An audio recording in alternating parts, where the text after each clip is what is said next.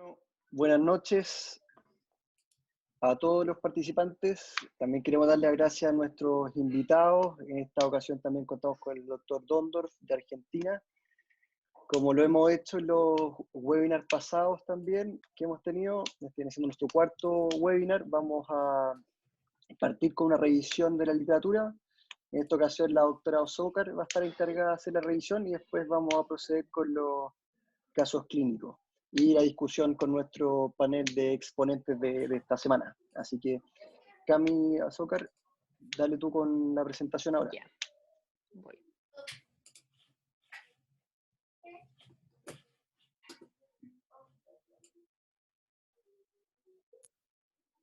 Listo.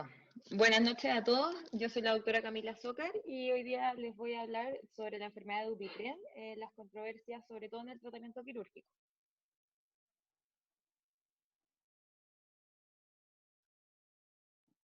No me está corriendo el video. Ahí sí. Bueno, la enfermedad de Dupuytren es una enfermedad del tejido conectivo que produce cambios fibróticos en la fascia palmar. Genera clínicamente una contractura en flexión, produciendo un déficit progresivo en la extensión de los dedos.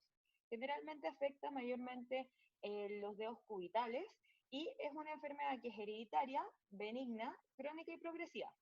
La vemos frecuentemente en hombres de raza caucásica, sobre todo sobre los 40 años, y en las mujeres tienen una curva más o menos similar, pero que se produce a mayor edad. Clínicamente, histológicamente se han descrito distintas etapificaciones. Las etapas de Luke las describen tres. La primera etapa es más bien una etapa proliferativa, más inflamatoria, donde encontramos nódulos palmares generalmente dolorosos. Y después, avanzando la enfermedad, la segunda etapa es una etapa más involutiva. Empieza la contractura, aparece el cordón propiamente tal, terminando en una etapa 3 donde ya es una etapa residual y lo que predomina es la contractura y el mayor déficit de extensión. Las etapas de Tubiana hablan sobre todo de la sumatoria de la flexión de la metacarpofalángica y la interfalángica proximal, dividiéndola en distintas etapas según la severidad de la contractura. Todas estas etapas nos van a servir un poco para orientarnos en la severidad del caso en cada paciente y un poco en cómo los vamos a tratar. Entonces, con respecto al tratamiento, sabemos que hay varias controversias. Controversias en el manejo médico, en el manejo quirúrgico y en el manejo de las recidivas. Yo sobre todo les voy a hacer una revisión de la literatura actual con respecto al manejo quirúrgico. La causa y la cura de esta enfermedad son desconocidas, por lo tanto nosotros no vamos a intentar curar esta enfermedad, sino que nos vamos a concentrar en el tratamiento de la contractura propiamente tal, o sea, más bien sintomático. ¿Cuándo vamos a indicar un tratamiento un poco más agresivo? Cuando ya esta limitación altera las actividades de la vida diaria del paciente. Siempre tenemos que tener ojo en cuáles son las expectativas de nuestros pacientes y clínicamente hay dos test o signos que nos van a servir para ver cuán severa es la enfermedad en ellos. El tabletop test implica la incapacidad de extender la mano completa en una superficie plana. Nos habla más o menos de una contractura de la metacarpofalángica de más de 30 grados. Y el pocket test es cuando estos pacientes ya son incapaces de meter su mano en el bolsillo. Generalmente se habla de que el tratamiento quirúrgico estaría indicado en algún momento entre estos dos tests, o más bien cuando se altera las actividades del paciente. Hablamos de que ya tiene una indicación quirúrgica cuando la metacarpofalángica tiene una flexión de 30 grados y la interfalángica proximal de 15. Siempre se trata de evitar hacer tratamientos más agresivos en el periodo inflamatorio, porque esto puede provocar peores resultados en los pacientes. El tratamiento a lo largo de la historia inicialmente era predominantemente con una fasectomía radical, lo que implicaba sacar todo el tejido de la fascia palmar. Era bastante mórbida, con hartas complicaciones, y ya en los años 50 se empezó a utilizar la fasectomía parcial, la cual consiste en resecar solamente el tejido que está macroscópicamente comprometido. Esta es una cirugía que ha estado ampliamente utilizada en la literatura durante todos estos años, con muy buenos resultados, como vamos a ver, y que se sigue utilizando hasta el día de hoy. En los años 80 se empezó a utilizar la fasciotomía percutánea con aguja, que es una técnica mínimamente invasiva, y ya en el 2010 se aprobó el uso de la fasciotomía enzimática, como vamos a ver a continuación, que tiene ciertas limitantes, sobre todo porque en nuestro país no la tenemos. ¿Cuál va a ser nuestro objetivo al momento de, de, de hacer esta cirugía? Es, bueno, lograr el máximo de extensión que lo podamos en una cirugía que tenga bajas complicaciones, con un periodo de recuperación corto para que el paciente reintegre a sus actividades y buscar la técnica que tenga menor recurrencia. Entonces, dentro de los tratamientos, ¿cuáles tenemos disponibles? Tenemos tratamientos que son mínimamente invasivos, aquellos que son con fasectomía ya abierta, las dermofasectomías y los salvatajes, que son ya para pacientes con enfermedad mucho más avanzada. En esta revisión nos vamos a enfocar sobre todo en las dos primeras, que son las más ampliamente utilizadas, porque es cuando llegamos con un paciente que todavía tiene capacidad de recuperar gran parte de la extensión. Lo que vamos a ver, y el objetivo de esta presentación, es ver cuál técnica es mejor, buscar en la literatura y ver la evidencia actual en los últimos años de si hay alguna evidencia de si hay alguna mejor que la otra. Por lo tanto, partiendo con las técnicas mínimamente invasivas, vamos a partir con la fasectomía enzimática, fasciotomía enzimática, perdón. Esta consiste en la inyección de la colagenasa del Clostridium histolyticum, que lo que produce es una destrucción de la estructura tridimensional del colágeno. Lo que uno hace es realizar la inyección en un paciente que es ambulatorio y posteriormente, que puede ser al día siguiente o a la semana siguiente, realizar bajo anestesia local la extensión del dedo. Posteriormente se han descrito distintos tipos de inmovilización y rehabilitación para ello. ¿Cuándo lo vamos a hacer? Son pacientes que tienen una patología más bien limitada, con un cordón único, palpable, con piel adecuada que nos permita la extensión para evitar complicaciones de lesiones de la piel, y tiene contraindicaciones como alergia, y generalmente se contraindica en pacientes usuarios de anticoagulantes para evitar complicaciones hemorrágicas. Tiene resultados favorables entre un 50 y un 90% según la serie de extensión completa en una primera inyección.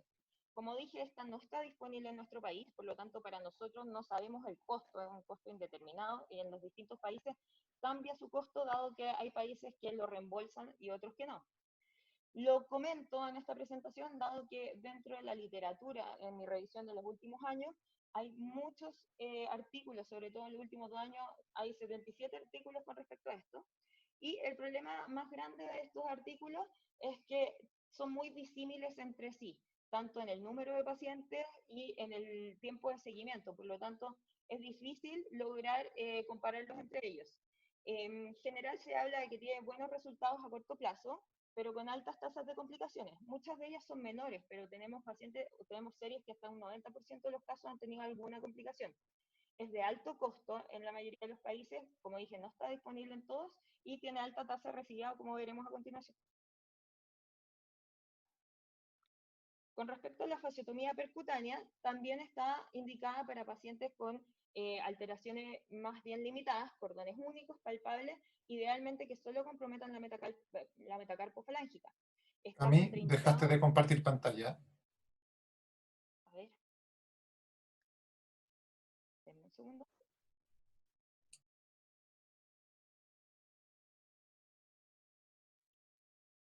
Los perdí.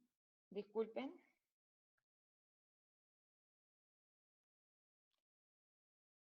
Ahora sí. Retomo. Ahí súper. Ahí se ve, Cami. Entonces, como estaba diciendo, está contraindicado también en pacientes con cirugías previas. La técnica también es con un paciente ambulatorio, consiste en, bajo anestesia local, hacer la sección del cordón con una aguja de manera percutánea y logrando una extensión pasiva del dedo. Generalmente esto no requiere de retiro de puntos ni de mayores curaciones, por lo tanto los pacientes vuelven a su vida normal al día siguiente, sobre todo cuando no hay complicaciones asociadas. ¿Cuáles son las ventajas de esta técnica? Como dije, es un paciente que es ambulatorio con anestesia local, que no tiene contraindicación de comorbilidades, por lo tanto es súper útil en los pacientes más añosos que tienen alta patología concomitante. No requiere de curaciones, como dije, ni nuevos retiro de puntos, y en general permite un retorno a la actividad que es precoz y es de muy bajo costo. Las desventajas de esta técnica es que, como dije, son pacientes seleccionados con patología más bien limitada y tienen alta recurrencia y más bien temprana, 2 a 5 años, como vamos a ver en las distintas series.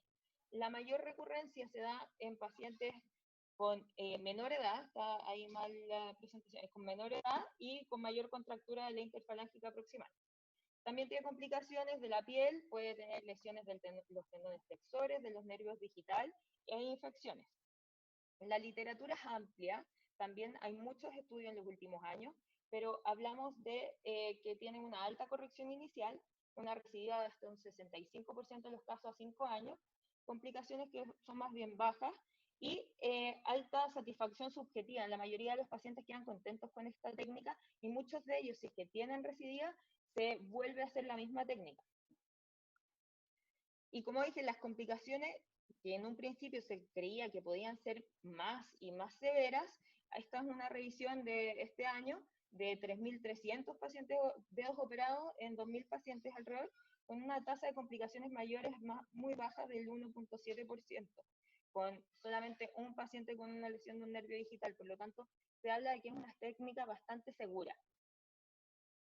Y en la literatura en los últimos años se ha descrito, asociado a esta técnica, hacer la técnica del lipofilling, que consiste en la inyección de células lipoídas, como complementando la técnica, y que se ha demostrado que tiene menor recurrencia que la técnica por sí sola, pero no ha podido superar las técnicas abiertas, como vamos a ver. Con respecto a la vasectomía abierta, lo que les voy a mencionar sobre todo la vasectomía parcial y la modificación con palma abierta.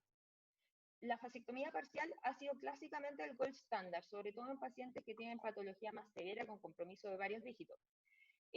Lo que se sabe es que a mayor tejido resecado, menor es la recurrencia que va a tener el paciente. Por lo demás, esta técnica, a diferencia de las otras, permite una visualización completa de todas las estructuras en riesgo, por lo tanto podríamos tener más cuidado en la disección de las cuerdas. Los resultados son buenos, con hasta tasas bajas de un 4% de recurrencia a 5 años en las distintas series, que puede llegar hasta cerca del 50%, y las complicaciones son propias de la cirugía y que también son variables en las distintas series. Como esta es una técnica, como dije, ampliamente utilizada de hace muchos años, no hay mucha evidencia nueva en los últimos años de esto, sino que es lo acumulado en la literatura más antigua. La vasectomía palma abierta, descrita por Makach en los años 60, ha sido modificada con respecto a la limitación de la extensión de la porción que se deja abierta en la palma. Tiene una recurrencia similar a la vasectomía parcial clásica, y las complicaciones también son similares, hasta un 20% en algunas series. Se cree que tendría menores complicaciones que la vasectomía parcial clásica en cuanto a los hematomas, a las necrosis cutáneas, y claramente en estas técnicas no necesitamos injerto, como si muchas veces requerimos en la vasectomía parcial clásica. La desventaja es que el paciente tiene que mantenerse con curaciones seriadas frecuentes hasta el cierre completo, que se produce normalmente alrededor de las 3 semanas. Este es un estudio también de este año que muestra los outcomes a largo plazo, a 7 y 21 años, de pacientes tratados con palma abierta, con tasas de recurrencia de hasta un 20% a los 7 años. Ellos encontraron que inicialmente tuvieron muy buena tasa de extensión completa, y que los pacientes que recurrieron a los 7 años son los mismos pacientes que progresaron posteriormente a los 20 años, sin tener nuevos pacientes que recurrieron en esa etapa. Por lo tanto, ya conociendo todas estas técnicas, ¿qué dice la evidencia cuando comparamos estas técnicas? ¿Hay algún estudio importante que nos permita tener una evidencia más de peso? Encontré una revisión sistemática que incluyó 20 estudios con 1.500 pacientes, y el problema que se comenta en estas revisiones es que los estudios son muy disímiles. El tiempo de seguimiento es distinto, los outcomes que miden son distintos, y lo importante es que no hay una definición clara sobre la recurrencia, porque muchos estudios hablan de recurrencia con cuerdas menores o con flexión límite, o hay algunos que hablan de recurrencia cuando los pacientes requieren de una nueva intervención. Pero ¿qué encontraron ellos cuando comparan las distintas técnicas? Cuando comparaban vasectomía abierta con la vasectomía percutánea, solo incluyeron 2 estudios, y encontraron que la técnica percutánea tenía mayor satisfacción subjetiva en los pacientes, pero con una mayor recurrencia. Y cuando comparan la colagenasa con la vasectomía percutánea, no encontraron diferencia en los resultados clínicos, y sí encontraron que la colagenasa tenía mayor tasa de complicaciones. Este estudio es más nuevo, no está incluido en la revisión sistemática anterior, es un estudio también que compara las 3 técnicas en una serie de 800 pacientes, y ellos encontraron que por lejos la fasectomía parcial es la que tiene menor recurrencia a mediano y a largo plazo, con solo un 4% de recurrencia, y después, a 2 años, la fasciotomía percutánea está por sobre la fasciotomía enzimática, los cuales ya se equipara alrededor de los 5 años con un promedio de 50% de recidiva.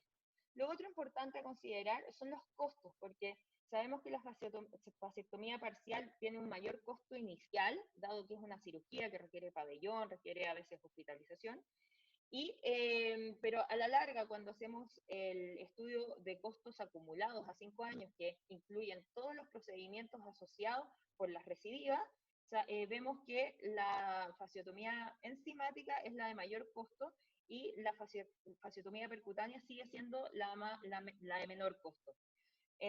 Con respecto a las técnicas mínimamente invasivas, tenemos que los peores resultados, como mencioné, son en pacientes de menor edad y con mayor contractura de la interfalángica proximal.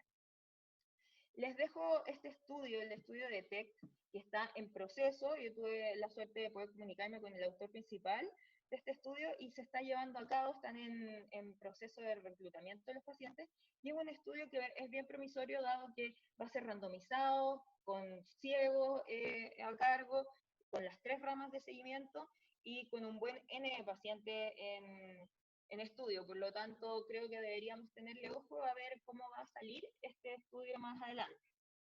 Entonces, a modo de resumen, la fasectomía parcial sigue siendo algo estándar, sobre todo en pacientes con patología avanzada.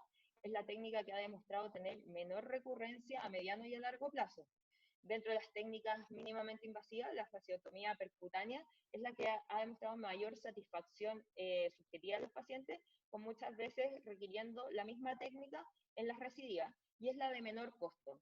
La fasciotomía enzimática ha demostrado ser con mayores complicaciones, no está disponible en nuestro país, probablemente no esté disponible acá, y he escuchado que puede que se descontinúe el medicamento que se utiliza mayormente, y es de alto costo. Recordar entonces que estas técnicas mínimamente invasivas, los mejores resultados los vamos a tener cuando lo hagamos en pacientes de mayor edad y con compromiso sobre todo de la metacarpofalángica. Toda técnica va a tener ventajas y desventajas, por lo tanto la decisión quirúrgica siempre va a tener 3 factores. Ver cuáles son los factores del paciente, cuál es su edad, cuáles son sus comorbilidades y cuál es la técnica que más le va a servir a nuestro paciente con sus factores. Cuáles son los factores relacionados a la enfermedad propiamente tal, qué tan severa es, cuántos cordones hay, cómo está la piel. Y por último, los factores relacionados, porque el costo es súper importante, la experiencia del cirujano y también las expectativas del paciente con respecto a su rehabilitación y recuperación. Muchas gracias. Los voy a dejar ahora con el doctor Meliboski para que continúe la discusión. Perfecto. Súper buena la revisión, Camila. Bueno, ahora vamos a continuar con nuestro webinar. Como les decía, es sobre el manejo del Dupuytren, el manejo quirúrgico principalmente que hacemos de él. Nosotros ahora procedemos a hacer una discusión de los casos clínicos. Tenemos los casos clínicos a discutir. Quería darle la bienvenida nuevamente a nuestros invitados. Tenemos al doctor Agustín Dondorf, que es del Hospital Italiano de Buenos Aires, Argentina, que le agradecemos mucho su participación. Al doctor Francisco Andrade, que es el jefe del servicio de cirugía de mano en la Clínica Las Condes. Al doctor Cristóbal Green, también jefe del equipo de cirugía de mano de la Clínica Metz y del Hospital de Ipreca. El doctor Luis Grau, que forma parte del equipo del Hospital Regional Valdivia, era jefe de servicio, y también de la Clínica Alemana, desarrollando todo en la Ciudad del Sur. Y Peter Kopp, nuestro cirujano de mano de Clínica Indisa, esta vez representándonos a nosotros también y la posición que tenemos en actuar en la clínica.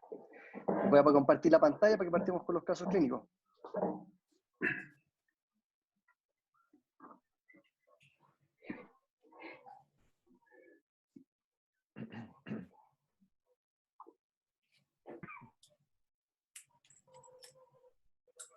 Ahí vamos. Me avisan si hay algún error en la presentación o se corta la presentación para poder solucionarlo.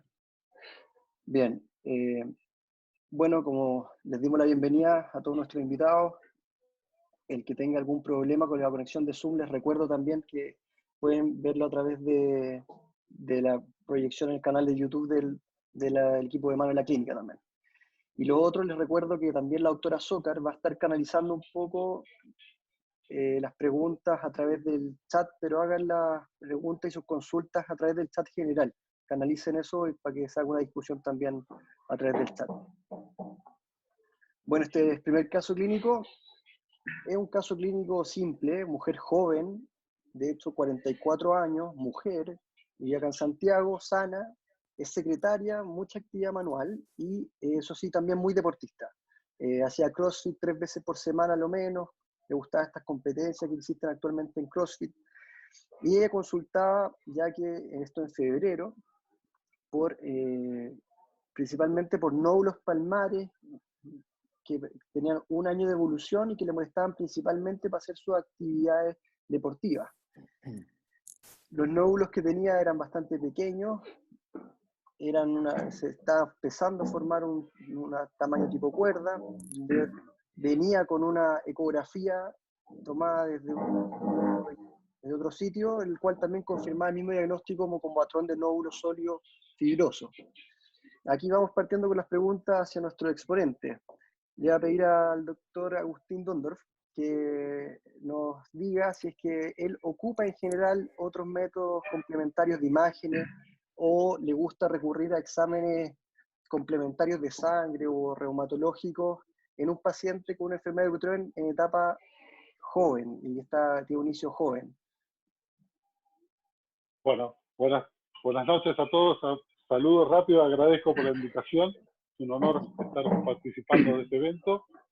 Y bueno, respondiendo rápidamente, a ver, en realidad no es frecuente que los pacientes vengan por dolor con estos nódulos. La mayoría de las veces consultan porque tienen miedo, creen que puede ser algo maligno, por su propia consulta o porque un clínico también se asusta, lo manda rápido, incluso también por el pensamiento de que cuanto antes se opere mejor.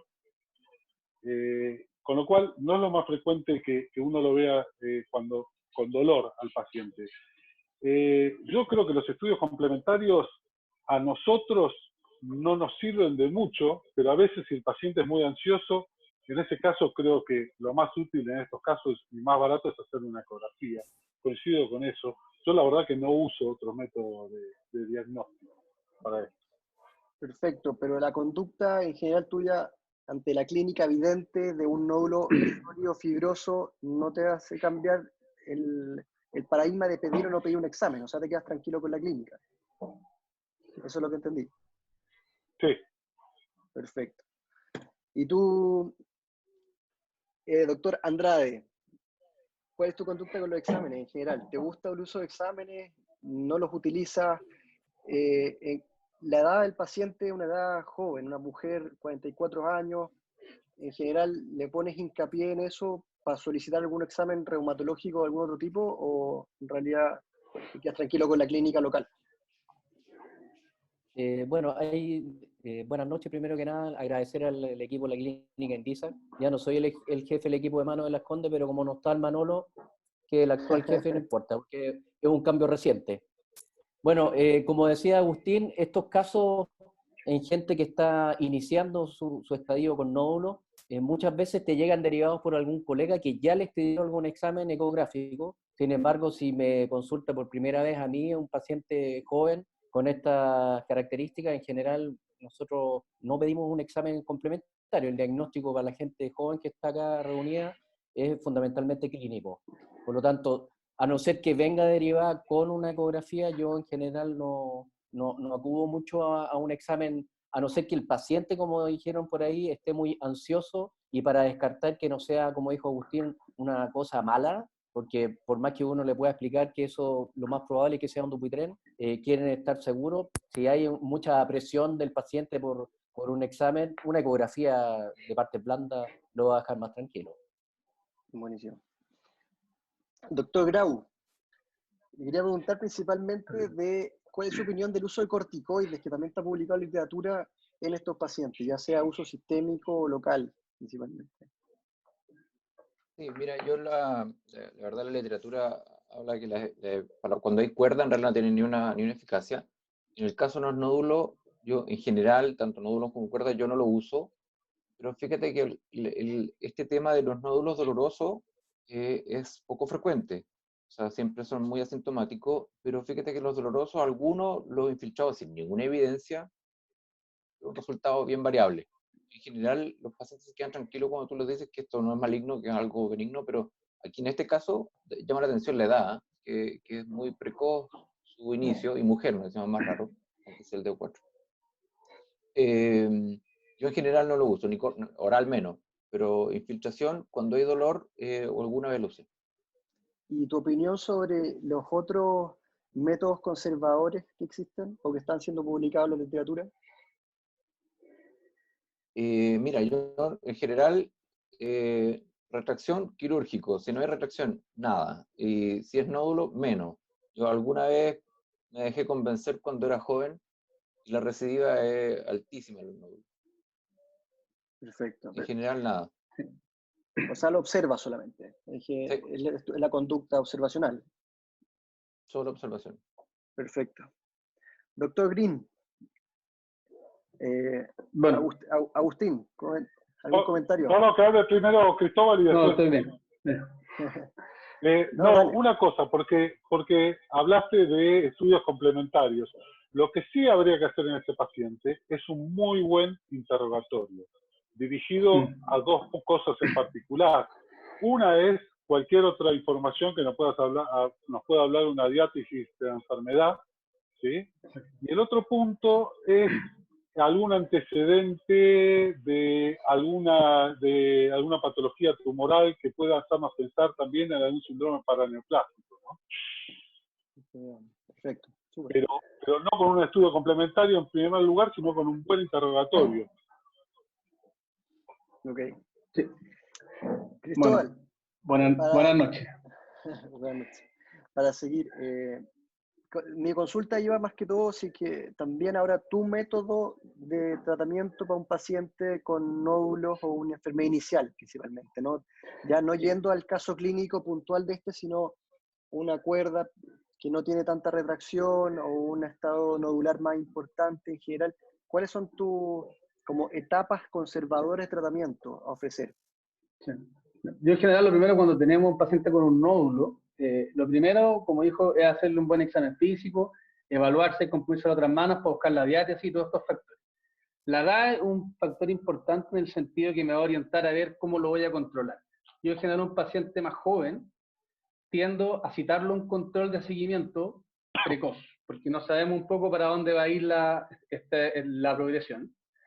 Efectivamente, la etapa nodular, el mejor tratamiento que me parece que le hay que darle es explicarle muy bien la enfermedad, en qué consiste, que nosotros lo que vamos a tratar, entre comillas, la secuela funcional, y que en general también hay que entender que en la etapa nodular es la etapa de replicación celular más alta. Entonces, si tú te pones a hacer muchas cosas, a veces la enfermedad como que se incendia un poco más y tú podrías aumentar como la progresión. Entonces, muchas veces uno siempre se pregunta por qué no operarlo al tiro y sacarle el nódulo, pero en general eso lo que se ha visto es que al final puede ser un factor en contra. Si yo al final lo que les convenzo es explicarles que no es nada malo, que esto se observa, que la mejor observación para hacerlo es ellos mismos, este tabletop test, y en este caso particular, que tiene dolor, muchas veces me ha pasado que tienen dolor como asociado a una especie de dedo en gatillo, que podrían tener por la ubicación del nódulo.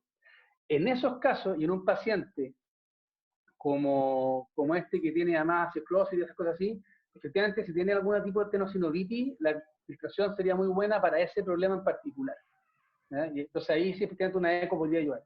Pero en general el punto central mío es educación. O sea, explicarles bien en qué consiste y cómo progresa.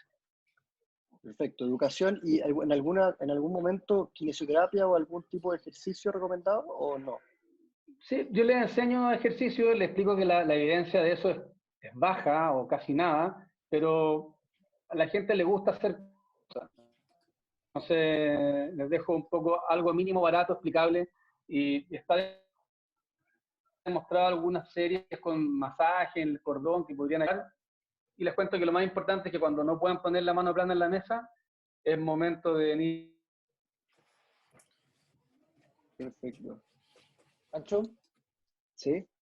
una Al anécdota. traumatólogo. ¿Hay algún estudio histológico que han hecho que estos nódulos dolorosos, yo ni me acuerdo cuando lo leí eso, tienen algunos receptores o alguna alteración como dolor neuropático? Eso lo leí así al pasar hace mucho tiempo atrás y no lo he estudiado mucho, pero son re pocos casos y hay alguna cosa de dolor neurológico y quizás ahí la infiltración tiene alguna cabida. También yo he pensado que tiene un dedo en gatillo, pero no lo he podido mostrar nunca. Y ahí, como dice Cristóbal, la infiltración podría aliviar un poco. Efectivamente, soy partidario de lo mismo. A ver, vamos a seguir con el caso. En este caso, porque ahí Cristóbal también habló un poco como nivel de actividad de enfermedad. Efectivamente, muchas veces hablamos como de un Dupuytren activo, nos hablan también de que siempre en la literatura, y de hecho cuando uno está en la escuela, muchas veces le insisten de que cuando un Dupuytren está activo no lo toques porque se puede incendiar más. Eso, sinceramente, uno lo busca, trata de buscar en la literatura y eso tampoco está en claro. Tu opinión, Peter, sobre el Dupuytren activo, ¿cuál sería? ¿Existe, no existe? ¿Tú eres partidario, sigues la línea de dejarlos tranquilos? ¿Y cómo determináis si está activo o no? Ese es el otro punto. No, el problema es que cuando tú tienes un paciente, yo concuerdo con Cristóbal que muchas veces hay patología tendiña abajo, y de hecho yo siempre he pensado, si tú tienes un Dupuytren doloroso, tienes algo con un Dupuytren y tienes una lesión asociada. En general es infrecuente, excepto que el nódulo esté justo en la zona de apoyo, que en el caso que tú estás planteando en el CrossFit podría ser que esté justo en la zona de apoyo y no haya nada que hacer. Pero es imposible saber cuándo está activo violentamente el Dupuytren si no le estás haciendo un seguimiento al paciente.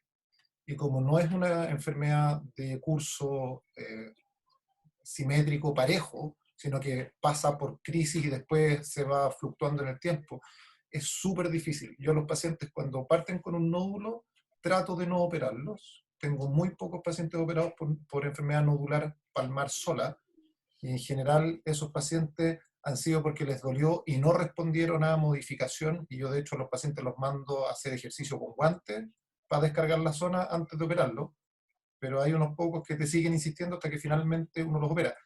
Y efectivamente lo que plantea Cristóbal es cierto, tienes una tasa de recidiva local con una cicatriz indurada, molesta, que me molestaba menos mal más a mí que a los pacientes, pero no es el resultado que uno quería. Hasta ahora los pacientes han estado satisfechos, pero es súper difícil determinar el momento de la actividad del Dupuytren. Ahora, en relación a lo activo, hay estudios histológicos que han revisado la replicación celular de esta cuestión, y hay trabajos que han hecho radioterapia en etapa nodular, porque supuestamente al final se comporta como un tumor. Entonces, en la etapa nodular, que alta replicación celular, tú si le haces radioterapia, al final controlarías la enfermedad. Y hay alguna serie de radioterapia en mano que supuestamente disminuyen la incidencia y la progresión de la enfermedad futuro. Ahora, obviamente son series aisladas, pero ¿hay alguna evidencia científica de que esta cuestión de la replicación celular tiene algún rol? Sí, mira, Yo estoy totalmente de acuerdo, pero lo que yo quiero guiar un poco es cómo, independiente del nivel de actividad, clínicamente, si ustedes tratan de ver, porque finalmente no tenemos ninguna fórmula para medir el nivel de actividad. Entonces, lo que yo estaba tratando de llegar era a ver si alguno utiliza alguna forma o tiene algún método para determinar esta actividad, o solamente le hacemos caso a los estudios histológicos que hablan, por ejemplo, que la enfermedad nodular es más activa que las otras. No sé si alguno tiene algún otro comentario sobre este nivel de actividad de enfermedad. Mira, un comentario. No existe cómo medirlo, pero nódulo es igual a miofibroblasto. Es como el estándar. Ahora, no hay estudios en mano, pero si tú te extrapolas al Lederhose en pie, si tú operas el nódulo, una fascictomía parcial, 70-80% recidiva. Esa es la homologación en el pie, que ahí sí está estudiado. Yo tuve la mala cueva de operar 3 patas. Y mal, súper mal. Aplicándolo como si fuera mano, y no. No es la mano. Pero el otro tema como decíamos antes, tiene que ver con que tú operas la secuela funcional. Entonces también uno tiene que pensar que si tenía un nódulo que no molesta, no tiene la indicación número 1 de la cirugía del Dupuytren, porque tú no controlas la enfermedad. No, estoy de acuerdo. A ver, Exacto. y ahora, Agustín, de estos, ahí de hecho puse un listado de algunos criterios de gravedad que salen en la literatura principalmente. Componente genético, aumento de 45 grados, la bilateralidad, la edad. De esto del listado, ¿cuáles son los que a ti en general tomas más en consideración para hablarle en general que esto, por ejemplo, o va a tener recidiva o va a tener una mayor gravedad en general en el tiempo? Mira, todos esos son signos de que esto puede tener una mayor incidencia de recurrencia o mayor gravedad. Quizás, no lo digo yo, por lo que dice la literatura, quizás el más importante es la edad de inicio de la enfermedad. Después hay otros más discutidos, como si el peroní o incluso el hombro congelado pueden ser factores también de gravedad, pero no hay duda que aparentemente la edad sería el más importante de ellos. ¿Todos concuerdan con lo mismo o alguno tiene algún comentario diferente respecto a eso? Yo agregaría la bilateralidad. Cuando tú tienes un paciente que tiene una cuerda pequeña aislada en una sola mano, en general me parece que es menos complejo que cuando tienes cuerdas bilaterales, y es bueno avisarle al paciente, pero la edad de inicio joven y la bilateralidad son los dos que yo consideraría principalmente. Está muy bien eso. Faltarían algunos otros también, como compromiso del primer espacio, del primer rayo, perdón. El pulgar, eso también es otro signo de gravedad, o de 2 o más dedos. Eso también son otras cosas a tener en cuenta, ¿no? Está muy bien.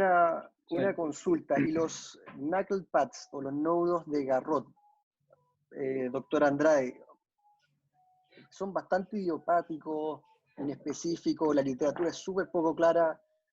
¿Alguien los considera como un factor de gravedad realmente? Esa es mi pregunta dirigidamente a los nódulos de Garrod. ¿Como signo de gravedad? Sí, lo que pasa es que en algunas partes sale como un signo de gravedad, o que podrían tener un criterio de mayor recidiva o un peor pronóstico en realidad.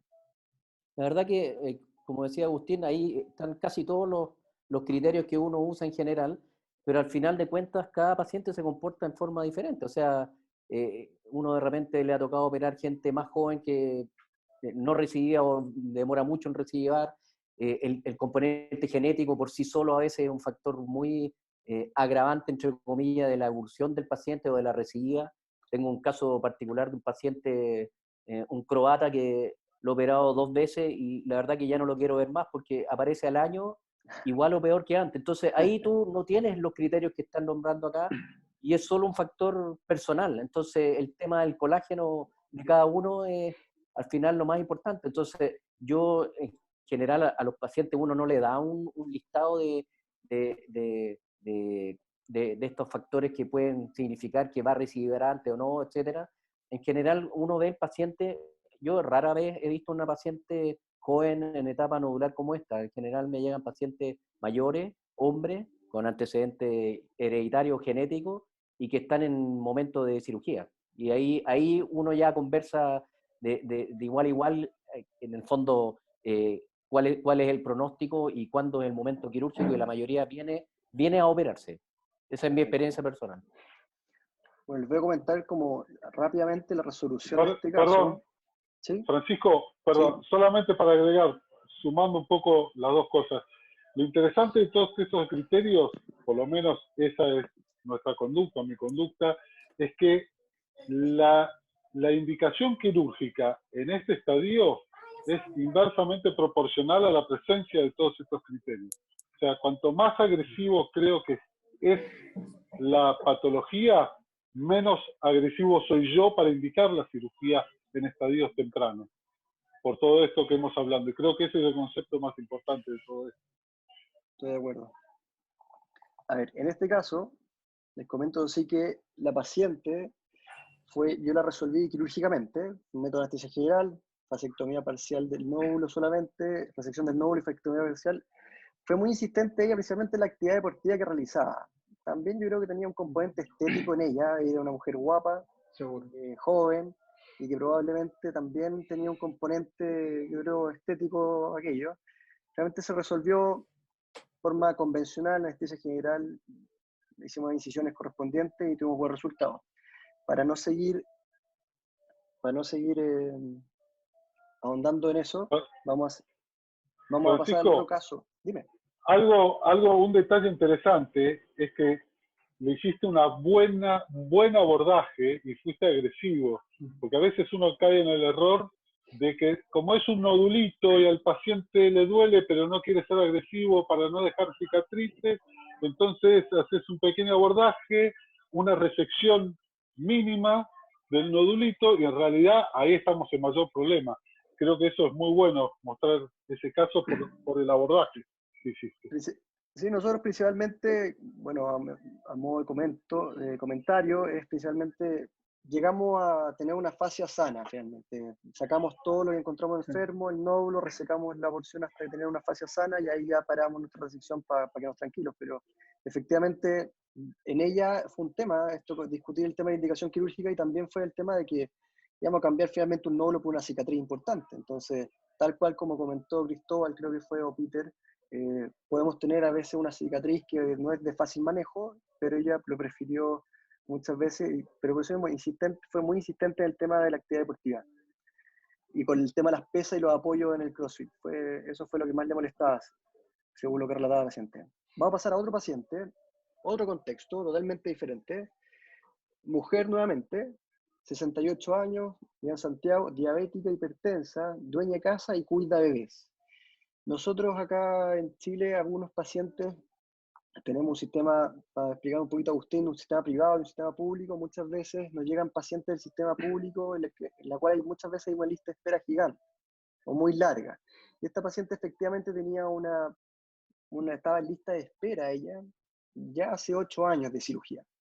O sea, tenía indicación quirúrgica del hospital hace 8 años y estaba aún en espera. Sus principales limitaciones relatadas que eran no poder cuidar actualmente los bebés, especialmente, y el transporte público, de hecho, poder afirmarse firme y poder transportarle era una dificultad. El diagnóstico, este paciente no es mío, en su momento fue una enfermedad de Dupuytren bilateral y con esas características. Al doctor Grau, que yo sé que ha tenido alta experiencia con Dupuytren, también muy avanzado. ¿Cuáles serían tus comentarios, tus aprensiones a pensar en este paciente? Bueno, pensando, este es un caso típico de FONASA, 8 años esperando, 240 grados de flexión, todas las patologías había por haber, y en general, o sea, la edad no es una limitación, la severidad tampoco una limitación, complica que sean tantos dedos, pero para mí estándar la fasciectomía parcial es lo que le ofrezco a todas las personas que tienen alguna limitación y están convencidas que tienen que operarse. En cuanto, Cristóbal Green, a los criterios que estamos comentando antes de gravedad, acá es otro contexto, efectivamente yo los coloqué antes pensando en un paciente joven que uno de repente podría sospechar alguna otra cosa o pensar en algún pronóstico malo. En un paciente más clásico como este, los criterios de gravedad, ¿te importan algunos? ¿Los buscáis, no los buscáis? Sí, en general, yo, bueno, todos le busco un poco el criterio de gravedad, pero aquí ya esta señora, 2 manos así, ya está jugado el criterio de gravedad. Entonces, aquí lo que más me interesa en un caso así, entre comillas, es la paciente tiene 68 años, y yo creo que la edad es súper importante para la decisión que tú vas a tomar, porque al final, cuando uno ve el espectro de cirugías que puede hacer, hay que tener claro en que entre menos invasivo yo sea, más alta va a ser mi recidiva. Y entre más agresivo yo sea, va a tener menos recidiva al final, teniendo un poquito más de riesgo de complicación. Entonces, lo que uno tiene que ponerse aquí en el perfil de esta señora es saber, porque yo mirando la foto le haría una fasectomía parcial igual, como dijo el doctor Grau, pero de repente la señora tiene que trabajar antes, tiene que hacer otras cosas, y uno podría ser un poquito más conservador, pensando que una recidiva en 4 o 5 años pudiera ser bastante mejor para lo que ella hace al final en su vida laboral, que está trabajando aún, que hacerle una cirugía muy grande, que la puede dejar fuera por mucho tiempo, con complicaciones más importantes. Yo creo que la discusión ahí con la paciente iría más en relación a ese tipo, los pros y contras de cada una, entendiendo que al final, entre menos invasivo, más recidiva, pero estoy mejor antes, entre comillas, y entre más agresivo, menos recidiva, pero tengo riesgo de complicaciones más complejas. Es como la discusión que tendría con ella. Cristóbal, pero en cuanto a tu alternativa preferida de tratamiento para esta paciente, independiente de lo que, obviamente, que el paciente va a opinar, depende del paciente de las actividades que realice, de su tema con la reincorporación, pero en cuanto a tu alternativa preferida, por ejemplo, para este paciente, ¿cuál sería? ¿Una fasectomía parcial? Yo le haría una fasectomía parcial, sí. Una fasectomía parcial derechamente. Y le haría una mano primera. Eso. No, le haría una mano primero y en la otra mano le podría hacer una percutánea en algún dedo que esté muy complejo para que la segunda cirugía, cuando se haga la otra mano, sea más fácil.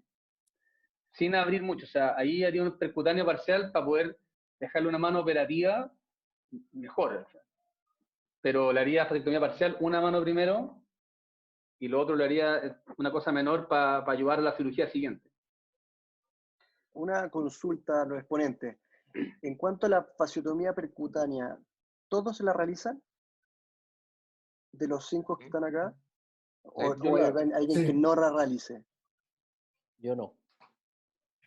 Doctor Andrade, ¿por qué no realiza fasciotomía percutánea? No, o sea, yo lo que hago, y en este caso particular, voy a hacer siempre lo mismo, voy a hacer una fasciectomía parcial. No tengo experiencia en la fasciotomía percutánea, me parece que es una herramienta solo para cuando hay retracción metacarpofalángica, pero la verdad es que, como insisto, los pacientes que me toca ver generalmente son estadios más avanzados ya con compromiso digital. Entonces, no he visto el caso ideal para poder hacerlo. Esa es mi experiencia personal. Y doctor Grau, ¿por qué hacerla? Mira, yo empecé a hacerla, pero como lo comentó recién Cristóbal, para los casos severos, hacerle una fasciotomía percutánea, esperando la lista de espera y que lleguemos a la cirugía en vez de 240, con 180 grados. Y eso, fíjate que es una cosa que estoy haciendo hace poco, así que luego les cuento. Pero en el caso ideal, porque lo que entendí fue que finalmente estamos dándole un plazo o un dulce para después poder resolverlo de forma mejor. Si tú tuvieras la posibilidad de un pabellón inmediato, ¿le ofreces directamente la cirugía a una fasciectomía parcial o pasas por un proceso previo a una fasciectomía percutánea? Siempre igual, fasciectomía parcial. Fasciectomía parcial. ¿Tú, Agustín, tu experiencia con los procedimientos más mínimamente invasivos? Mira, nosotros tradicionalmente hacíamos como Luis la vasectomía parcial, eso hubiese sido la indicación general en estos casos. No tenemos tanta experiencia con la fasciotomía percutánea porque no hace muchos años que lo empezamos a hacer y somos muy rígidos con algunas indicaciones. Este caso es difícil. Primero, si uno va a hacer una fasciotomía percutánea, en este caso, este no es el caso ideal para empezar a hacerlo, ¿no? Estamos todos de acuerdo con esto. De acuerdo. O sea que hay que tener mucha experiencia para hacer un caso como este. En segundo lugar, yo creo que la indicación de una u otra cosa podría estar relacionado también con cuáles son las expectativas de la paciente y qué es lo que realmente le molesta. Porque muchas veces lo que realmente le molesta a estos pacientes es la retracción metacarpofalángica, no tanto la interfalángica proximal. Y uno ahí puede ver un poco a ver hasta dónde llegar y cuánto es agresivo. Y en segundo lugar, tiene signos de agresividad este Dupuytren, por varios de los criterios que hemos mencionado. Con lo cual, hagamos una cosa o la otra, tiene altas chances de recidiva. Y lo más seguro es que si lo hacemos abierto y después recidiva, y le proponemos otra vez una cirugía, seguramente elija la percutánea y no la abierta, que es lo que por lo menos reportan los que más experiencia tienen en el tema. Con lo cual, la ventana para hacer una fasciotomía percutánea creo que en este caso puede llegar a estar indicada. Cristóbal, en cuanto a las complicaciones de la fasciotomía percutánea grave, estamos conversando, me refiero principalmente, ¿tú crees que la experiencia que tú has tenido, tú crees que es un peligro real? ¿No se refleja tanto con la literatura? No, yo creo que la literatura subestima un poco las complicaciones. A mí, cuando la hago en general, yo la hago, como decía, en este caso así, yo la haría coadyuvante al otro lado para no operarle las dos manos. Yo la haría fasectomía parcial en el lado primordial. Pero yo la he hecho en algunos casos y efectivamente hay que hacerla sin anestesia, con anestesia muy superficial para poder ver la parte neurológica. Y esa parte es muy difícil de evaluar y la anestesia te quede bien para que no dañe los nervios, ese tipo de cosas. Entonces, en la curva de aprendizaje yo creo que aunque se ve simple, no es tan simple. ¿Ya? Y entonces tiene sus problemas y yo creo que lo más probable es que los que reportan los trabajos son gente que tiene mucha experiencia ya y toda la parte de la curva de aprendizaje, la verdad, no la publica. Y yo creo que hay una tasa más alta de complicaciones neurovasculares por esta cuestión que es mayor, y lesión de tendones también, pero yo creo que es menos. Yo creo que es más por los nervios, más que por tendón. Perfecto. Doctor Andrade, viendo a tu técnica preferida, tú me decís siempre igual, voy a una fasectomía parcial. En este caso, por ejemplo, probablemente tengamos algún déficit de cobertura. O uno podría estar previsualizando. Si es que te faltara piel, efectivamente, en el caso clínico ya operándolo, ¿cuáles son tus alternativas más ideales para ti principalmente? ¿A cuáles recurres? ¿A colgajos rotacionales, injertos? ¿Lo cubres? ¿No lo cubres? ¿En qué aspectos tú te vas fijando? Bueno, viendo el meñique, el grado de flexión que tiene, la verdad que mi abordaje habitual es con incisiones tipo Brunner. Sin embargo, en el meñique en particular, por la flexión, el grado de flexión que tiene, probablemente haría cetoplastía.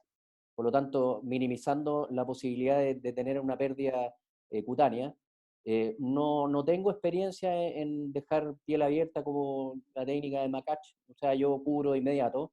Si haciendo una cetoplastía me queda algún déficit de cobertura, la verdad que lo que corresponda en el momento y donde falte, o sea, puede ser un injerto total, idealmente, o un colgajo de avance o rotacional, pero en general las pocas veces que he tenido problemas de cobertura después de una cetoplastía, con un injerto piel total, tomado del mismo borde cubital de la mano, podría solucionarlo. Eso, y lo tomas del borde cubital. Exacto, o del pliegue palmar de la muñeca. Yeah. Doctor Grau, en general, ¿cuáles son tus alternativas preferidas para afrontar el déficit de cobertura? En general, si haces un Brunner bien meticuloso y bien cuidadoso, en general cierra siempre, aunque tenga 90 grados de flexión, pero vuelves a reproducir un poco la flexión. Eso sucede. Ahora uno tiene que tener claro que cuando tienes 90-90, ese dedo es muy difícil que llegue a extenderse, entonces no soy ambicioso. O sea, francamente, a esta señora no soy ambicioso. Yo le propongo extender la metacarpa falángica completa y la interfalángica lo que dé. Y en ese sentido prefiero eso a poner injerto o colgajo. Y en general, con un Brunner bien hecho, cuidadoso, porque hay que tener cuidado, como está muy doblado el dedo, el Brunner en la F1 a veces te queda muy corto o muy recto y ahí te cuesta cerrarlo. Ahí hay que tener cuidado en el rayado de la cancha. Cuando rayas al principio, hay que hacerlo todas las veces necesarias para ver que la planificación te quede bien. Y si no, y si hay problema, el total. Lo mismo, tomado el antebrazo. Doctor Dondorf, Agustín, ¿cuáles son tus alternativas preferidas y qué es lo que te gusta realizar con déficit de cobertura? Bueno, en primer lugar, a mí, contrariamente, me gusta más la incisión longitudinal y posteriormente hacer cetaplastias. Lo que pasa que, bueno, esto es lógico, lo que vos ganás lo perdés de alguna forma, o sea, lo que ganás en longitud lo vas a perder en ancho, ¿sí? Con lo cual, para hacer eso, en esas cetaplastias, necesitas una buena piel para poder hacer eso. Con lo cual, yo hago la incisión longitudinal. Si después puedo cerrar con cetaplastias, lo hago. Y si tengo un déficit de cobertura, no dudo en hacer un injerto de piel. De la misma forma, tomándolo del borde cubital. Esta piel es muy buena para insertar ahí. Y en cuanto al déficit de cobertura, ¿hace alguna diferencia entre que el déficit esté en la palma o esté en los dedos, por ejemplo? O sea, me refiero, menosprecio un déficit en la palma, muchas veces está mucho más, la literatura también habla de injerto, usarlo o tener una mayor cobertura siempre a nivel de digital y menos a nivel de la palma. ¿Tú Sí, haces alguna preferencia en cuanto a eso? ¿O te gusta salir con la cobertura completa? A mí me gusta salir con la cobertura completa. Tiene una ventaja, que requiere menos cuidados que dejar una palma abierta, por ejemplo, como dijo bien Camila en su presentación. Ahora, los resultados finales son los mismos. Por lo general se tiende a decir que hay que preocuparse más por la herida en el dedo que en la palma, pero la verdad que no creo que deje una morbilidad muy grande un injerto de piel ahí en la palma. Perfecto. Vamos a seguir un poco para darle más dinamismo a esto y vamos a mostrar finalmente, este caso no es mío, hay intereses creados, ya que es de uno de los exponentes, por eso no ha hablado mucho en este caso, y que efectivamente hizo una fasciotomía múltiple, principalmente y utilizando un método de Makach también. Realmente no cerró piel y lo hizo con anestesia tipo Walland. Antes de meternos y seguir con el tema de la cobertura, hay una presentación que ha hecho Cristóbal otras veces en los congresos y en algunos cursos que es muy buena y que habla efectivamente de cuándo tú ganas con un Walland y cuándo efectivamente no está comprobado que sea una ventaja operar con Walland. Si tú me puedes recordar el Dupuytren, ¿en qué parte está? ¿En que se ve favorecido por un Walland o en realidad se puede hacer en forma indiferente? En general, Dupuytren está, por lo menos por estudios de investigación, no es que vaya a cambiar el resultado. Ahora, eso se está evaluando un poco en qué sentido. Yo opero con Walland a veces y otras veces no, pero lo que estamos tratando de manejar con el Walland, que puede ser una complicación importante, son los hematomas. Y el hematoma en la cirugía de Dupuytren genera mucha adherencia también y cicatriz. Entonces, lo que se está tratando de buscar ahora, y estamos haciendo en el hospital un poco, es tratar de ver la diferencia entre Walland y no Walland en base a la producción de hematoma y complicaciones asociadas a eso. ¿Ya? Pero en principio no hay diferencia en la literatura reportada entre una técnica y otra. Y una cápita así en relación al Makach, yo hacía cobertura de piel y tuve la oportunidad de trabajar con el Dr. Kopp algún minuto en el hospital Dibrega, y la verdad empezamos a hacer un poco esto que me enseñó él, y la verdad es bastante menos mórbido y complicado de lo que parece, porque aquí no es un Makach tradicional que le abrí la palma completa, son pequeñas incisiones que son bastante bien manejadas por los pacientes. Yo ahí fue algo bastante revelador, porque además te quito un problema del injerto, otras cosas, y no es tan complicado la verdad. Vamos a pedirle al doctor Kopp, efectivamente, que este es un caso de él, que nos aproveche de comentar por qué él le gusta el método Makach. El método Makach, yo le perdí el susto. A mí me enseñaron que las heridas en la mano se cerraban, que la mano se dejaba cubierta y se dejaba cerrada, y que era maldad dejarlo abierto. Y la experiencia fue que en estos Dupuytren muy estadio 4 tubiana, digamos, la piel jamás te daba, y el cuidado del injerto en el paciente en el hospital público era muy dificultoso.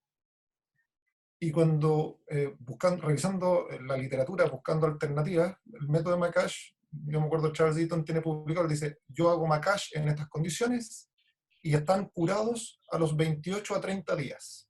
Entonces, el cuidado que tú tienes de un injerto de piel total, son 21 días igual, y tienes el hematoma, y tienes los puntos. Yo empecé a usar esto en un hospital público, y después el doctor Imbruglia modificó la técnica de Makach para hacer heridas más pequeñas. Y la verdad es que esas que son pequeñas heridas en la palma de la mano son muy bien manejadas por el paciente. ¿Por qué en esta paciente en particular yo utilicé Walland? Es porque le planteé a la paciente que ella requería en realidad 2 cirugías en cada mano, que no había una forma de corregir todo en un puro acto quirúrgico sin hacer mucho daño, porque tenía mucha cuerda, tenía mucho compromiso, y lo que yo le planteé es que necesitaba 2 cirugías en cada mano, que iba a tratar de corregir lo más posible la metacarpofalángica para poder acceder a los dedos, y luego hacer una segunda cirugía donde resolviera la interfalange proximal del meñique.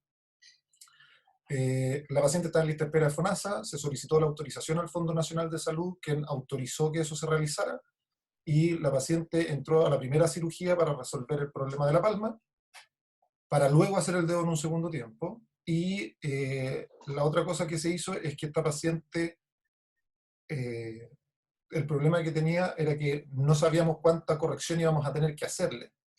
Entonces yo lo que hice fue plantear que lo viéramos en vivo, si ella con la mano podía funcionar. Y la paciente despierta, evaluó la función de su mano y me dijo, doctor, yo con eso estoy más que contenta. Y con esa mano abierta, la paciente está despierta ahí, y ella me dijo, doctor, ella no podía hacerle cariño a sus nietos con esa mano. Y no se podía transportar en transporte público porque se enganchaba. Entonces yo a mis pacientes los saco con la mano en la extensión máxima que obtuve en la cirugía, y ese es el seguimiento. Si ustedes se fijan, yo le hago una curación al tercer día y luego en forma semanal o 10 días después. Y la verdad es que un truco, si es que lo tienen accesible, en la tercera foto ahí se ve que la paciente le puse telfa. Se me olvidó tomarle la foto con la telfa en las otras proyecciones. La gracia es que no se les seca tanto y funciona como una costra semipermeable.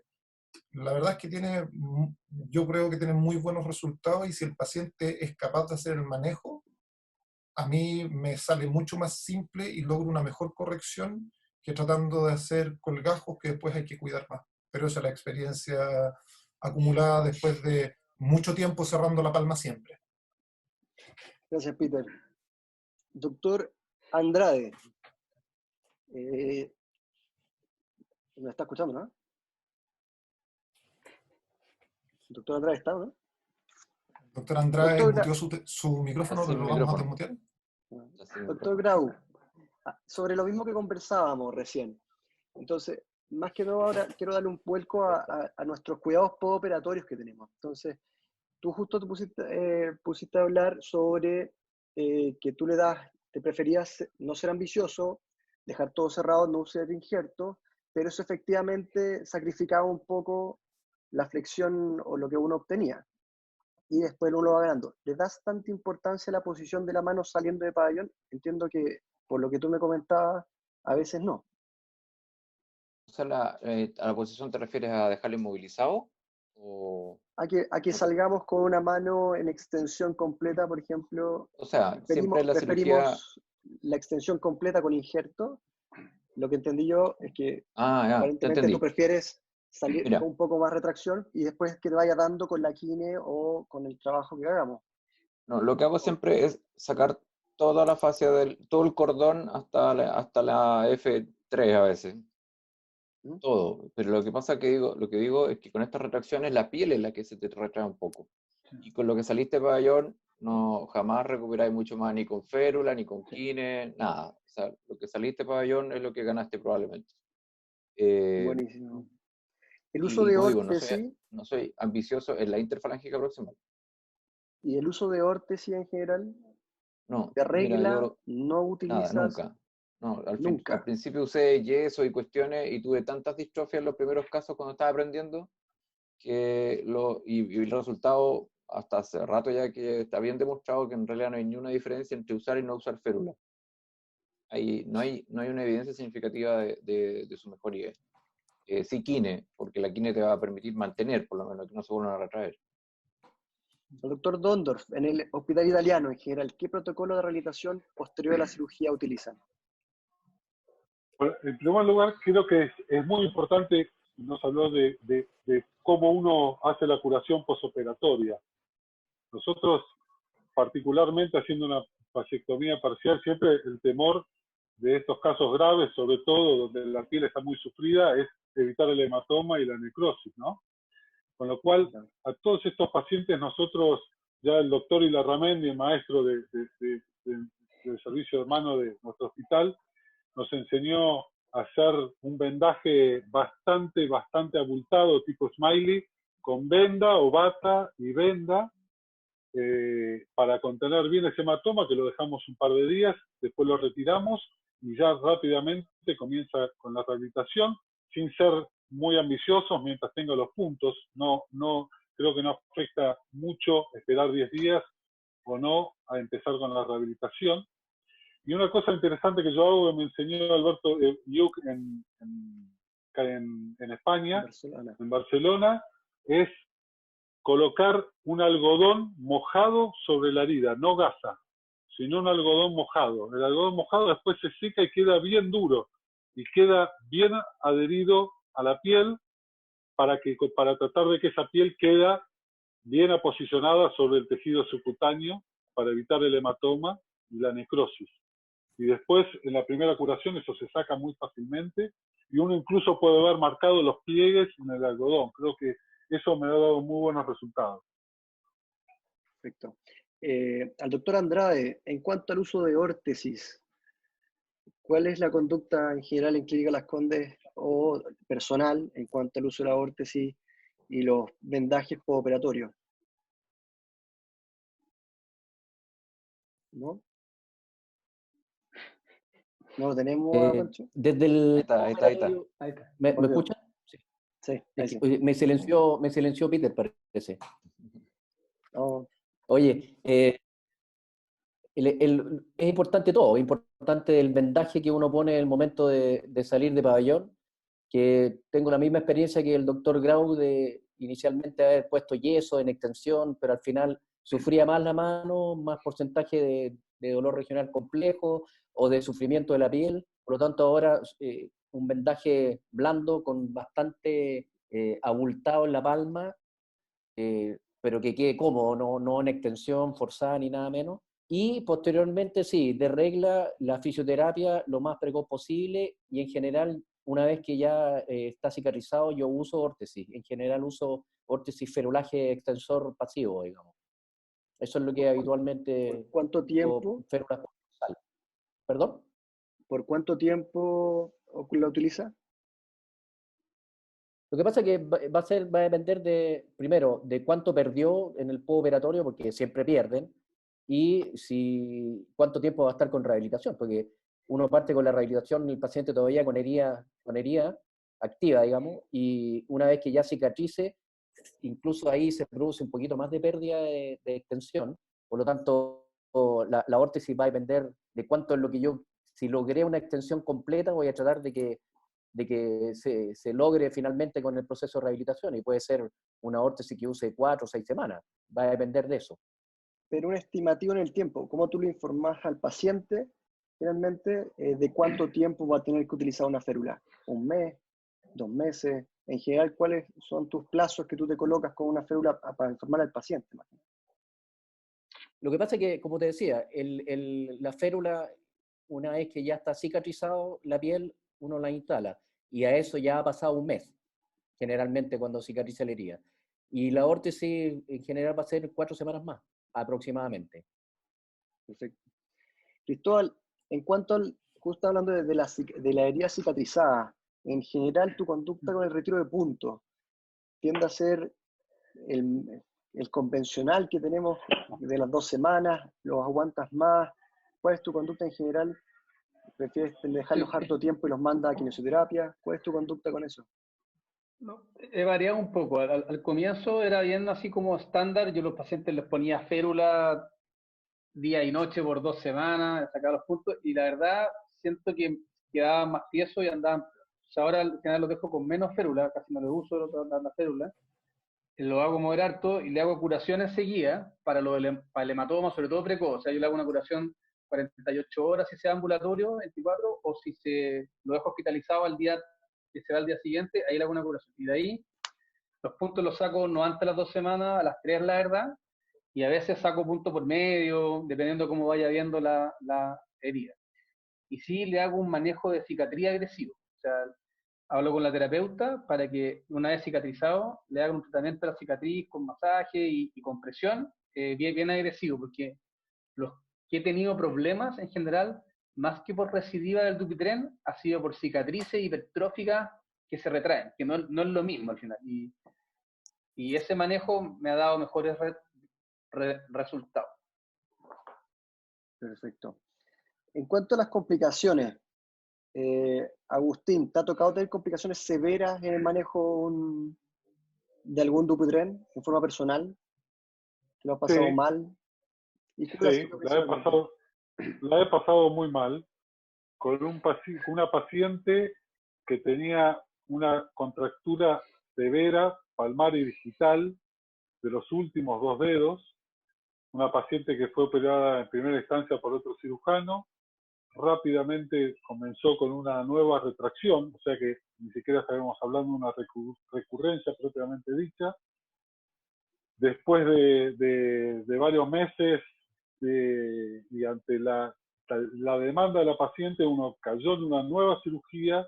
Tratamos de mejorar sobre todo la contractura interfalángica con una trolisis severa del quinto dedo, o sea, amplia, bien amplia, y la paciente evolucionó con una necrosis de la puntita del dedo. Uno siempre tiene dos cuidados que hay que tener en estos casos, de nunca un paciente se puede ir con un dedo pálido, etcétera, etcétera, etcétera, pero bueno, la paciente evolucionó con una necrosis de la puntita del dedo, y con lo cual es una situación muy difícil. Con lo cual, por eso dije, vuelvo otra vez atrás, cuando uno dice, hay que ver, a veces no hay que ser tan ambicioso, como en este caso, y lo que veo acá, que creo que Peter, comparto su teoría, porque cuando uno hace una indicación así percutánea, ya sabe en primer lugar que esa interfalángica proximal va a estar rígida, muy probablemente, que es una de las preguntas que hicieron en el chat, y que difícilmente en forma percutánea podamos mejorar la contractura por la patología, pero no por la rigidez articular que tiene eso. Entonces, uno está asumiendo ya que no va a ser demasiado ambicioso. Y como dije, eso a veces es suficiente para la paciente, porque lo que más le molesta, y seguramente por eso estaba muy contenta esta paciente, lo que más molesta es la contractura metacarpofalángica, y no tanto la interfalángica proximal. Con lo cual, a veces, eso hay que hablarlo bien con el paciente, quizás no ser tan ambicioso, dejar algo de flexión de la interfalángica proximal y tener mucho cuidado con eso. Perfecto. Pancho, Y el doctor, sí, dime. quería comentar un detalle que era una pregunta que el doctor Bonfil puso en el chat. Una de las ventajas que tiene hacer la técnica percutánea con Walant es que te permite ver el vaso grande, y si está sangrando, la vasoconstricción del Walant es de vaso chico, es de vaso pequeño. Si tú tienes un sangrado significativo en la cirugía, ese es el sangrado quirúrgico, digamos. Si tú tienes un sangrado importante, tienes que hacer hemostasia prolija y salir con una mano que no sangre mucho. Y se le hace la curación a los 2 días al paciente para sacar ese parche inicial que tiene el hematoma residual pequeño.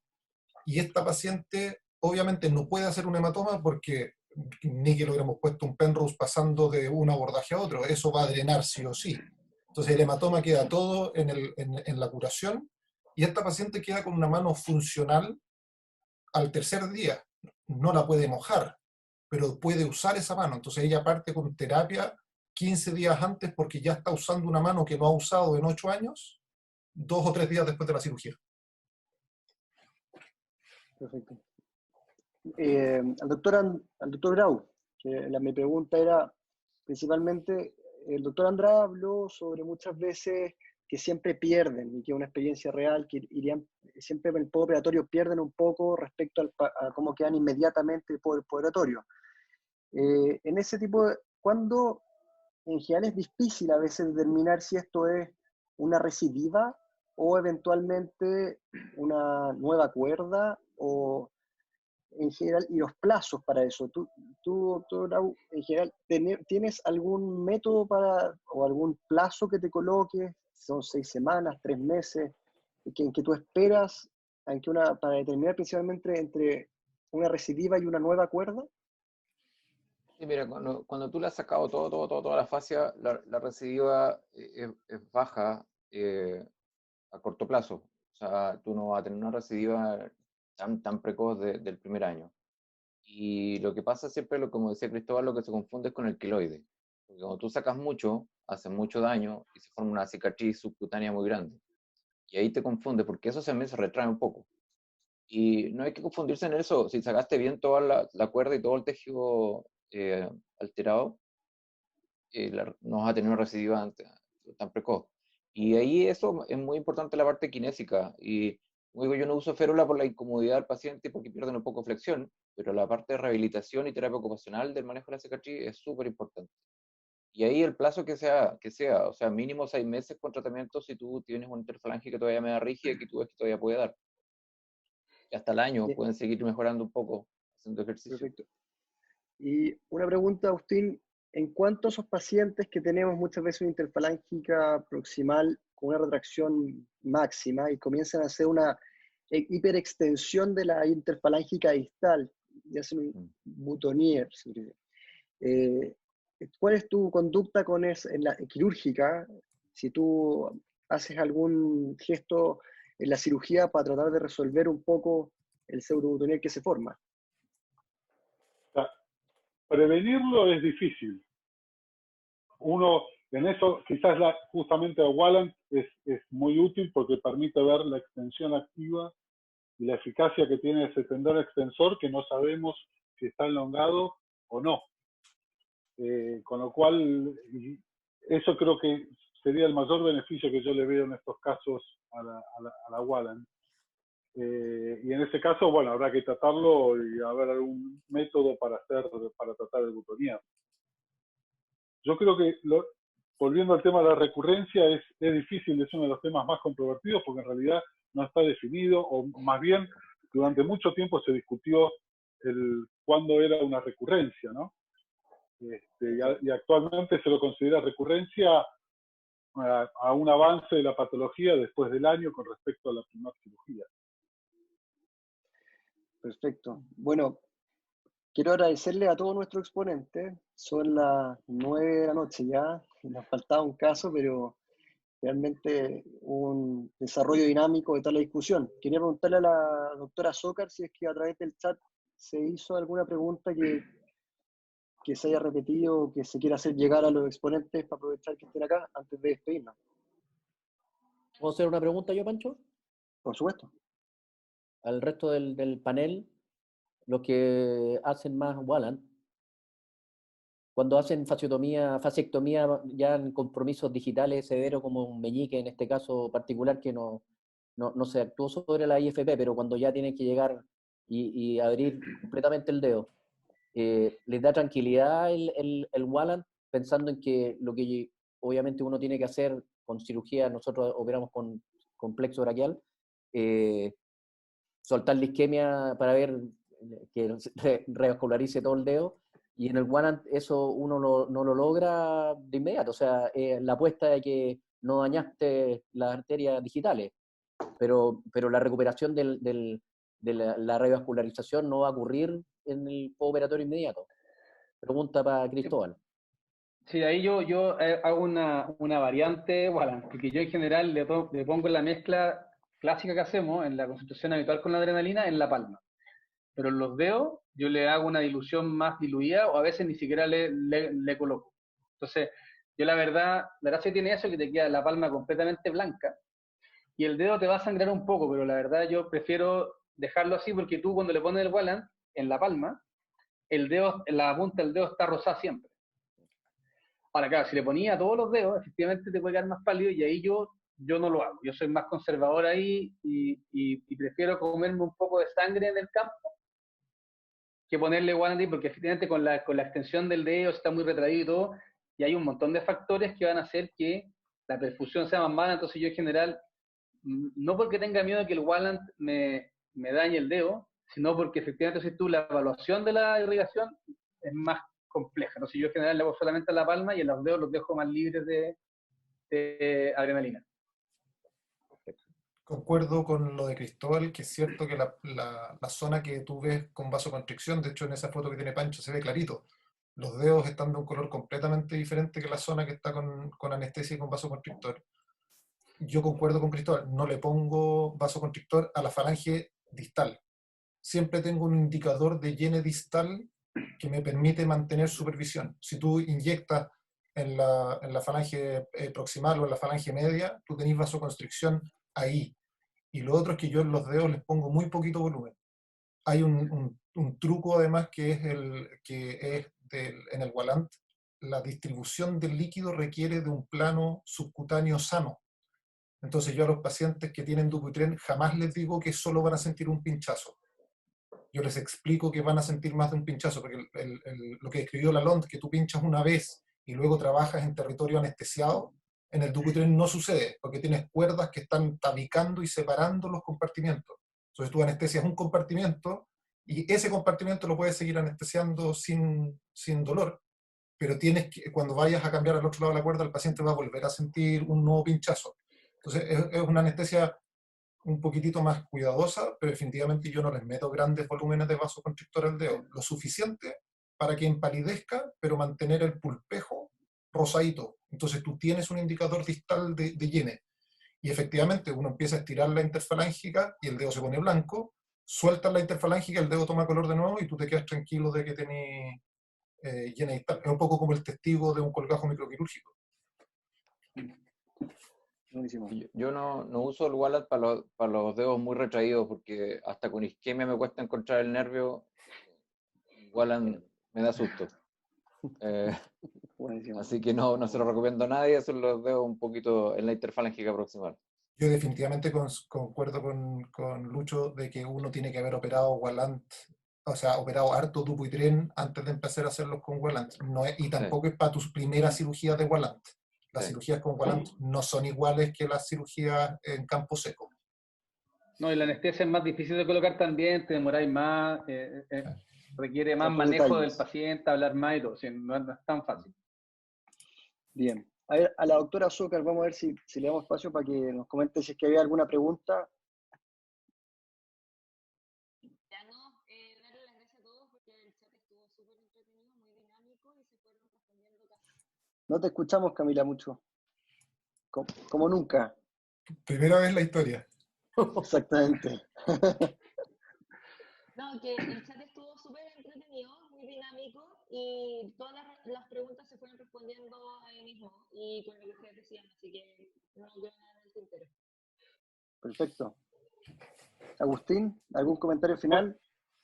Sí, dos cositas. Una, rápidamente respondiéndole a Mariano Serrano, que preguntaba si había una situación en donde indiquemos amputación. Yo creo que esos casos recalcitrantes donde uno ya operó varias veces, tiene una contractura severa, con una piel ya con un estado cicatrizal deplorable, uno tiene dos alternativas, que son la amputación o la artrodesis interfalángica proximal. Y la decisión entre una y otra va a depender del estado neurovascular de ese dedo. Si el estado neurovascular, a pesar de todas esas cirugías, es bastante bueno, uno puede llegar a hacer una artrodesis con un abordaje dorsal sin poner en riesgo el paquete neurovascular, hacer un acortamiento y una extensión parcial de esa interfalángica proximal. Y en el caso de que ya tengamos un trastorno vascular o sensitivo, bueno, ahí sí, cómo no, está indicada la amputación.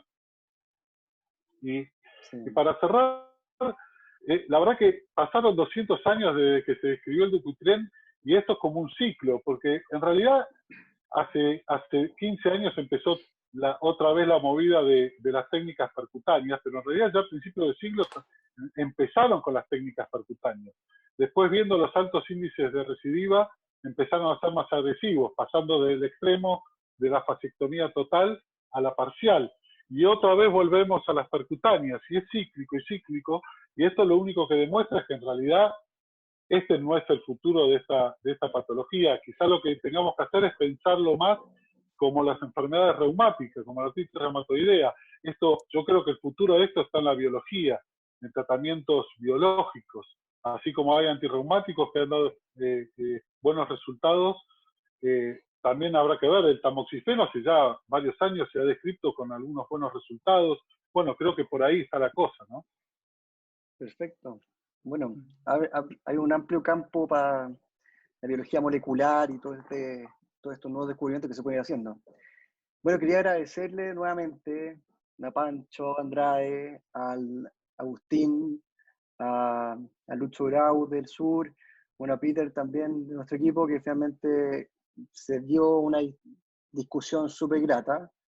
Y los quiero aprovechar, aparte de dejar a todos invitados antes de despedirnos, el próximo webinar que vamos a tener va a ser el 3 de junio, en 2 semanas más, miércoles, el cual lo vamos a hacer principalmente con 3 invitados extranjeros: el doctor Juan Ramón Bonfil de México, el doctor Pedro Delgado de España y el doctor Félix Riano de Estados Unidos, nuestro representante, el doctor Jorquera, y obviamente no se puede olvidar el doctor Saxton de la clínica alemana, para que puedan discutir en confianza. Vamos a hacer un cambio de horario también respecto al usual. Vamos a adelantarnos 1 hora, que va a ser a las 18:45 la citación en Chile, principalmente para tener al doctor Delgado un poco más despierto aún, ya que va a hacer el esfuerzo de quedarse casi hasta la 1 de la mañana para poder esperar y discutir con nosotros. Así que, bueno, muy agradecido de todo corazón. Tuvo muy buena discusión, muy buen nivel, así que nada, agradecerles y despedirse nomás. Que les vaya muy bien a todos, especialmente a Agustín, que te vaya bien a ti también allá en Buenos Aires. Muchas gracias por la invitación, un honor. No, gracias a ti.